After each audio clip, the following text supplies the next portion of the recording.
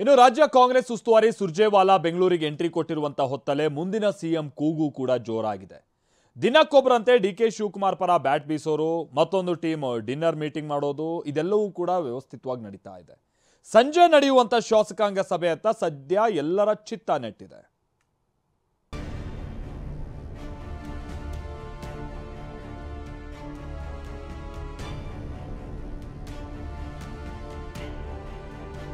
DK CM ಆಗೋದು guarantee ಎಂದ ಎಚ್.ಸಿ. Balakrishna. DCM ಅವ್ರು ಹಾಗೆ ಆಗ್ತಾರದು ಗ್ಯಾರಂಟಿ. ಅದು ವಿಚಾರನ ಈ ಸಿಎಂ ಈಗಿರೋ ಸಿದ್ದರಾಮಯ್ಯ ಅವ್ರ ನಂತರ ಡಿಸಿಎಂ ಅವರೇ ಆಗ್ಬೇಕು.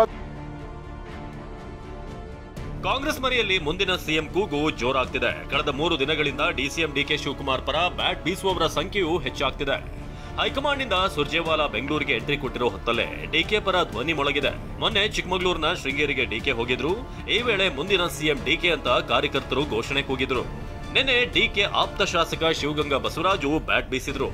ಇವತ್ತು ಡಿಕೆ ಸಿಎಂ ಆಗೋದು ಗ್ಯಾರಂಟಿ ಅಂತ ಮಾಗಡಿ ಶಾಸಕ ಎಚ್.ಸಿ. ಬಾಲಕೃಷ್ಣ ಹೇಳಿದ್ದಾರೆ.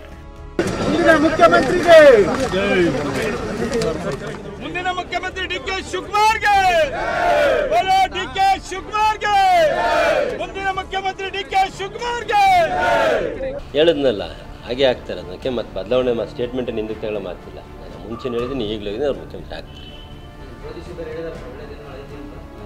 ಒಳ್ಳೆ ದಿನಗಳಿದೆ, ಕಷ್ಟಪಟ್ಟರೆ ಒಳ್ಳೆ ದಿನ ಇದ್ದೇ ಇರುತ್ತೆ. ಈಗ ಅವ್ರು ಕಷ್ಟಪಟ್ಟಿದ್ದಕ್ಕೆಲ್ಲ ಮೊನ್ನೆ 3ಕ್ಕೆ 3 ನೀವ್ಯಾರು ಮೀಡಿಯಾದವ್ರು ಗೆಸ್ಟ್ ಮಾಡಿದ್ರಾ? ಶಿಗ್ಗಾವಲ್ಲಿ ಗೆಲ್ತೀವಿ ಅಂತ ಗೆಸ್ಟ್ ಮಾಡಿದ್ರಾ? ಚನ್ನಪಟ್ಟಣದಲ್ಲಿ ಗೆಲ್ತೀವಿ ಅಂತ ಗೆಸ್ಟ್ ಮಾಡಿದ್ರಾ? ಅದರಲ್ಲಿ ಹೆಂಗೆ ಗೆಲ್ಸ್ಕೊಂಬಂದ್ರು? ಅದು ನಮ್ಮ ಚಾಣಕ್ಯ ತಂತ್ರ. ಯಾರ್ದು ನಮ್ಮ ಡಿ ಕೆ ಶಿವಕುಮಾರ್ ಸಾಹೇಬರು. ಅವನ್ನೆಲ್ಲ ಹೈಕಮಾಂಡ್ ಗಮನಿಸ್ತಾ ಇದೆ. ನಾವೆಲ್ಲ ಚರ್ಚೆ ಮಾಡೋದ್ರಿಂದ ಉಪಯೋಗ ಇಲ್ಲ. ಹೈಕಮಾಂಡ್ ಗಮನದಲ್ಲಿದೆ. ಹೈಕಮಾಂಡ್ ಏನು ಮಾಡೋಕ್ಕೂ ತೀರ್ಮಾನ ತಗೊಳುತ್ತೆ. ಆ ತೀರ್ಮಾನಕ್ಕೆ ನಾವೆಲ್ಲ ಬದ್ಧವಾಗಿದ್ದೀವಿ. ಡಿಸಿಎಂ ಅವ್ರು ಹಾಗೆ ಆಗ್ತಾರದು ಗ್ಯಾರಂಟಿ. ಅದು ವಿಚಾರನ ಈ ಸಿಎಂ ಈಗಿರೋ ಸಿದ್ದರಾಮಯ್ಯ ಅವ್ರ ನಂತರ ಡಿಸಿಎಂ ಅವರೇ ಆಗಬೇಕು. ಅದ ನಂತರ ಬೇರೆಯವರೆಲ್ಲ ಇದ್ದಾರೆ. ನಮ್ಮ ಪಕ್ಷದಲ್ಲಿ ಹಲವಾರು ಜನ ಇದ್ದಾರೆ, ಮುಖಂಡರುಗಳು, ಮುಖ್ಯಮಂತ್ರಿ ಆಗ್ತಕ್ಕಂಥ ಅರ್ಹತೆ ಇರ್ತಕ್ಕಂಥ ಅನೇಕ ಜನ ಇದ್ದಾರೆ. ಈಗ ಡಿಸಿಎಂ ಅವ್ರಿಗೆ ನೆಕ್ಸ್ಟ್ ಅವಕಾಶ. ಕೇಳಿದ್ರಲ್ಲ, ಡಿಸಿಎಂ ಅವರು ಹಾಗೆ ಆಗ್ತಾರೆ. ಸಿದ್ದರಾಮಯ್ಯ ನಂತರ ಡಿಕೆ ಅವರೇ ಸಿಎಂ ಆಗಬೇಕು ಅಂತ ಬಾಲಕೃಷ್ಣ ಹೇಳಿದ್ದಾರೆ. ಅಷ್ಟೇ ಅಲ್ಲದೆ ಇದೇ ಅವಧಿಯಲ್ಲಿ ಸಿಎಂ ಆಗ್ತಾರಾ ಎಂಬ ಪ್ರಶ್ನೆಗೂ ಉತ್ತರಿಸಿದ ಬಾಲಕೃಷ್ಣ, ಅದನ್ನ ಹೈಕಮಾಂಡ್ ತೀರ್ಮಾನ ಮಾಡಬೇಕು ಅಂತ ಬದಲಾವಣೆಯ ಚೆಂಡನ್ನ ಹೈಕಮಾಂಡ್ಗೆ ಎಸೆದಿದ್ದಾರೆ. ಈಗ ಡಿಸಿಎಂ ಅವ್ರಿಗೆ ನೆಕ್ಸ್ಟ್ ಅವಕಾಶ. ಅದು ಹೈಕಮಾಂಡ್ ತೀರ್ಮಾನ ಮಾಡ್ಬೇಕು. ಅದನ್ನ ಹೇಳೋದು ದೊಡ್ಡವನಲ್ಲ ನಾನು. ಅದು ಹೈಕಮಾಂಡ್ ತೀರ್ಮಾನ ಮಾಡ್ತಾರೆ. ನಾನು ಆಕಾಂಕ್ಷಿ ಅಲ್ಲ, ಪರಿಸ್ಥಿತಿ ಬಂದಾಗ ನೋಡೋಣ ಎಂದ ದೇಶಪಾಂಡೆ. ಈ ಬೆಳವಣಿಗೆಗಳ ಬಗ್ಗೆ ಪ್ರತಿಕ್ರಿಯಿಸಿದ ಶಾಸಕ ಆರ್.ವಿ. ದೇಶಪಾಂಡೆ, ನಾನು ಸಿಎಂ ಸ್ಥಾನದ ಆಕಾಂಕ್ಷಿ ಅಲ್ಲ, ನಾನು ಹಿರಿಯನಿದ್ದೇನೆ, ಪರಿಸ್ಥಿತಿ ಬಂದ್ರೆ ನೋಡೋಣ ಎಂದಿದ್ದಾರೆ. ನೋಡೋಣ, ಆ ಪ್ರಕಾರ ಪರಿಸ್ಥಿತಿ ಬಂದಾಗ ವಿಚಾರ ಮಾಡೋದು. ಈಗೇನು ನಾವು ಇನ್ನೂ ವಿಚಾರ ಮಾಡಿಲ್ಲ. ಹಿಂದೆ ಮಾಡಿದ್ದೆ, ಆಗಬಾರ್ದಂತೆಲ್ಲ ಎಲ್ಲ ಅರ್ಹತೆ ನನಗದೆ. ನಾನೇ 9 ಬಾರಿ ಬಾರಿಸಿ ಬಂದೀನಿ ಅಸೆಂಬ್ಲಿಗೆ ಸಲ. ಹಾಗಾಗಿ ಅದರ ಅರ್ಥ ಚೀಫ್ ಮಿನಿಸ್ಟರ್ ಆಗಬೇಕು ಆಗಬಾರ್ದಂತಲ್ಲ. ಅದು ಆ ಸಮಯದಲ್ಲಿ ಎಲ್ಲರೂ ಕೂಡಿ ವಿಚಾರ ಮಾಡಿ ಅದ್ರ ಬಗ್ಗೆ ವಿಚಾರ ಮಾಡಬೇಕು. ಇವತ್ತು ನಾನು ಆಸ್ಪಿರೆಂಟ್ ಅಲ್ಲ. ನೋ ಯಾವ ಡಿ ಕೆ ಮತ್ತು ಸಿದ್ದರಾಮಯ್ಯ ಯಾವುದೂ ಒಪ್ಪಂದ ಆಗಿಲ್ಲ. ಏನಾಗ್ತಿದೆ ಹೈಕಮಾಂಡ್ ಅದೇ. ಬೆಂಗಳೂರಲ್ಲಿ, ದಿಲ್ಲಿಯಲ್ಲಿ ಹೈಕಮಾಂಡ್ ಅದೇ. ಹೈಕಮಾಂಡ್ ಜನರಲ್ ಸೆಕ್ರೆಟರಿ ಇದ್ದಾರೆ, ಬೇರೆ ಲೀಡರ್ಸ್ ಇದ್ದಾರೆ. ಎಲ್ಲರೂ ಕೂತು ನಿರ್ಣಯ ಮಾಡ್ತಾರೆ.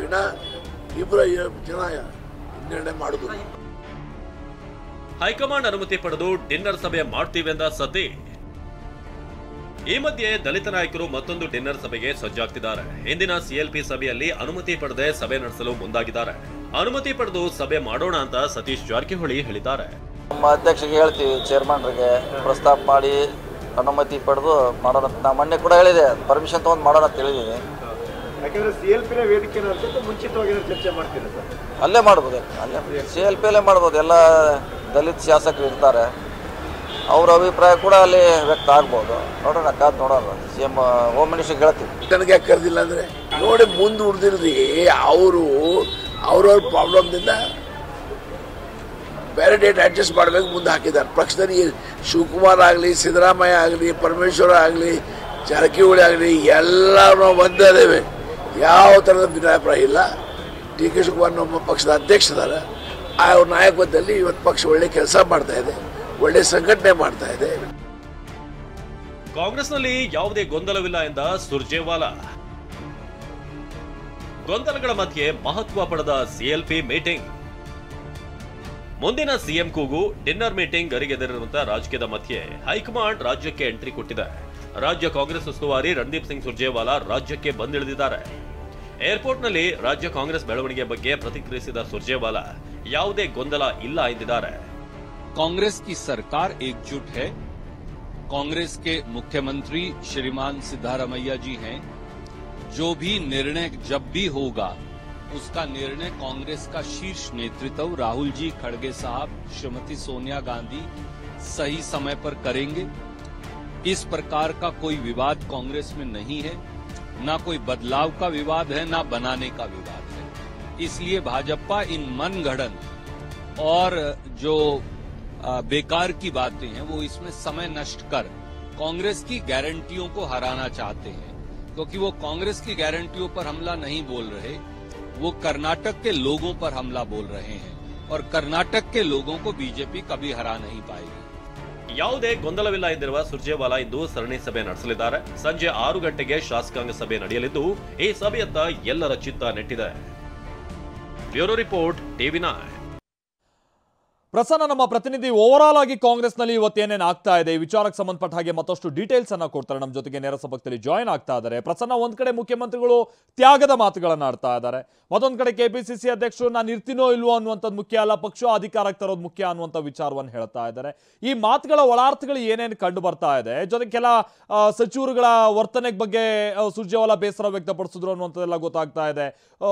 ಒಟ್ಟಾರೆ ಮಧ್ಯರಿಯುವಂತ ನಿಟ್ಟಿನಲ್ಲಿ ಏನು ಅಂಶಗಳನ್ನ ಇಟ್ಕೊಂಡು ಅಥವಾ ಏನ್ ಮದ್ದನ್ನ ಇಟ್ಕೊಂಡು ಇವತ್ತು ಸಭೆಗಳು ಮುಂದುವರಿತಾ ಇರುವಂತದ್ದು, ಇದಕ್ಕೆಲ್ಲ ಮುಲಾಮಚ್ಚೋ ಪ್ರಕ್ರಿಯೆ ಹೇಗೆ ನಡಿಬಹುದು ಅಥವಾ ಇದಿನ್ನೂ ಹೆಚ್ಚಾಗಿ ಮುಂದುವರ್ಸ್ಕೊಂಡು ಹೋಗ್ಬೋದಾ, ಏನ್ ಕತೆ ಪ್ರಸನ್ನ?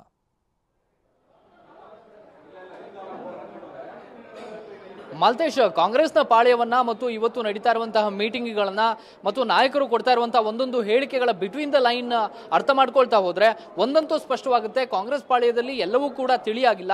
ಒಳಗೆ ಒಂದಷ್ಟು ಸುಳಿಗಳು ಕೆಲಸ ಮಾಡ್ತಿದ್ದಾವೆ ಅನ್ನುವಂಥದ್ದು ಅತ್ಯಂತ ಸ್ಪಷ್ಟವಾಗುತ್ತೆ. ಇವತ್ತು ಮುಖ್ಯಮಂತ್ರಿಗಳು ಕೆಪಿಸಿಸಿಯಲ್ಲಿ ನಡೆದಂತಹ ಮಹಾತ್ಮ ಗಾಂಧಿ ಅವರ ಬೆಳಗಾವಿ ಅಧಿವೇಶನಕ್ಕೆ ಸಂಬಂಧಪಟ್ಟಂತಹ ಒಂದು ಚರ್ಚೆಯಲ್ಲಿ ಭಾಗವಹಿಸ್ತಾ ತ್ಯಾಗದ ಮಾತುಗಳನ್ನ ಆಡಿದ್ದಾರೆ. ಅಂದ್ರೆ ಸೋನಿಯಾ ಗಾಂಧಿ ಅವರು ತ್ಯಾಗವನ್ನ ಮಾಡಿದ್ರು, ರಾಹುಲ್ ಗಾಂಧಿ ಅವರು ಕೂಡ ತ್ಯಾಗವನ್ನ ಮಾಡಿದ್ರು. ಅದೇ ರೀತಿಯಲ್ಲಿ ಉಳಿದಂತಹ ನಾಯಕರು ಕೂಡ ಆ ತ್ಯಾಗದ ಹಾದಿಯಲ್ಲೇ ನಡೀಬೇಕು ಅನ್ನುವಂತಹ ಒಂದು ಅರ್ಥದ ಮಾತುಗಳನ್ನ ಮುಖ್ಯಮಂತ್ರಿ ಸಿದ್ದರಾಮಯ್ಯನವರು ಆಡಿದ್ದಾರೆ. ಡಿ.ಕೆ. ಶಿವಕುಮಾರ್ ಅವರು ಪಕ್ಷ ಸಂಘಟನೆಯ ವಿಚಾರಕ್ಕೆ ಸಂಬಂಧಪಟ್ಟ ಹಾಗೆ ಒಂದಷ್ಟು ಗಟ್ಟಿಯಾಗಿ ನಾವು ನಿಲ್ಲಬೇಕು, ಮುಂದಿನ ದಿನಗಳಲ್ಲೂ ಕೂಡ ಸರ್ಕಾರ ಬರೋ ರೀತಿಯಲ್ಲಿ ಆಗಬೇಕು ಅನ್ನುವಂತಹ ಒಂದು ಮಾತುಗಳನ್ನ ಡಿ.ಕೆ. ಶಿವಕುಮಾರ್ ಅವರು ಆಡಿದ್ದಾರೆ. ಸುರ್ಜೇವಾಲಾ ಅವರಂತೂ ಒಂದು ಹೆಜ್ಜೆ ಮುಂದೆ ಹೋಗಿ ಪಕ್ಷದ ಶಿಸ್ತನ್ನ ಯಾರು ಪಾಲನೆ ಮಾಡ್ತಾ ಇಲ್ಲ ಅಂತವರಿಗೆ ಒಂದು ನೇರವಾದಂತಹ ಮತ್ತು ಕಟುವಾದಂತಹ ಎಚ್ಚರಿಕೆ ಕೊಡುವಂತಹ ರೀತಿಯ ಚರ್ಚೆಗಳನ್ನ ಹೇಳಿದ್ರು.